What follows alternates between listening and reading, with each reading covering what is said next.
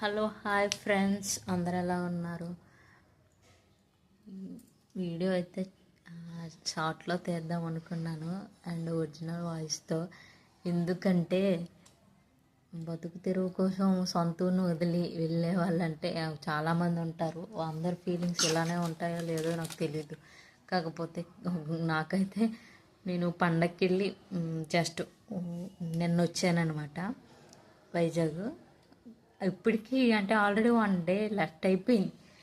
అయినా ఈ టైంకి ఇక్కడ ఎలా ఉండేవాళ్ళ, ఎలా కూర్చునే వాళ్ళ, ఈ పని చేస్తుండే వాళ్ళం. ఈ టైంకి చాలా సరదాగా ఉండేవాళ్ళం కదా. ఈ టైంకి వీళ్ళ ఇంటి దగ్గర ఉండేవాళ్ళం అని అనిపించింది అనమాట.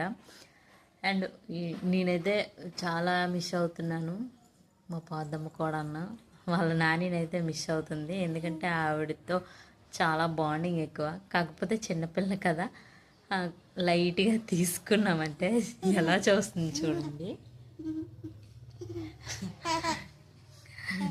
పాలు తాగుతుంది అనమాట. సో చిన్నపిల్లలు కాబట్టి 1 డే అయితే కొంచెం ఇబ్బంది పెట్టింది పాదమ్మ. అలా అంటే ఒకళ్ళమే కనిపించడం అలాగలాగా కొంచెం ఇదైపోయింది అనమాట. కాకపోతే మనం కదా, మనుషులం కదండి, అలా మర్చిపోతాం.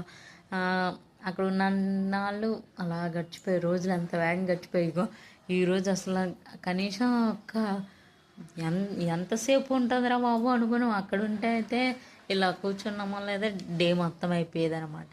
ఈ టైంకి అయితే నిజంగా అయితే మేము చెరుకులు తింటూ ముగ్గులు వేసుకుంటూ ఉండేవాళ్ళం అండి. మిస్ అవుతున్నాం. ఇంకొక 10 డేస్లో మళ్ళీ వెళ్ళిపోతానులేండి. మళ్ళీ వచ్చిన తర్వాత మళ్ళీ రెగ్యులర్.